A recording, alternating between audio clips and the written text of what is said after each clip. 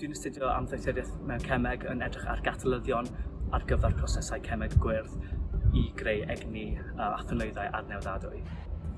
So cefais i'r cyfle i weithio gyda'r athro Stephen Cushion ar brosiect ymchwil yn edrych ar sut roedd y cyfryngau Deyrnas Unedig yn gohebu a datganoli yn cyd-destun cyhoeddiadau Prosiect Deyrnas Unedig yn ystod Covid-19 yn ystod pandemig Covid-19 ynghylch y cyfyngiadau oedd yn cael ei roi ar y boblogaeth.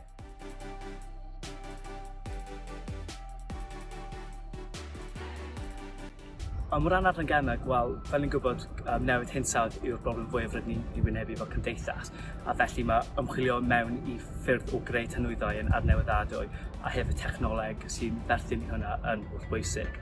A wedyn o ran y Brifysgol, wel, ni'n gwybod enghraifft bach mwy cyfoes yw'r pandemig a bod ymchwil mae'r Brifysgol yn gwneud o ran y biowyddorau Cymraeg a ymchwilio ehangach yn hollbwysig.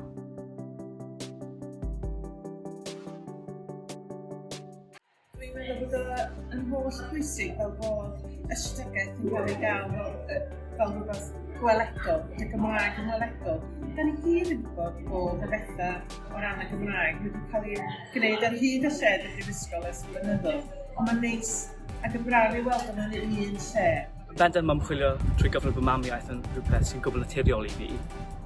A yma yng Nghaerdydd mae gennym ni cymuned gryf o ymchwilwyr Cymraeg yn credu mewn andros o bwysig i ddatblygu a'i chynnal hynny. Yes, swn i'n licio yn y dyfodol cyfrannu o bosib at yr ymdrechion yma i leihau'r gwagdau o waith academaidd yn y Gymraeg ynghylch newyddiadurau. Dwi'n credu bod e mor bwysig nid yn unig ar sail statws y Gymraeg, presenoldeb y Gymraeg o fewn gwaith academaidd, ond hefyd o ran yr addysg sy'n cael ei roi i fyfyrwyr. Dwi'n credu bod e'n hwyluso'r broses gymaint o sgwennu traethodau o ddadansoddi wrth baratoi yn gyflwyniad os bod y ffynonellau, os bod y gwaith academaidd yna ar gael yn y Gymraeg yn lle gyntaf.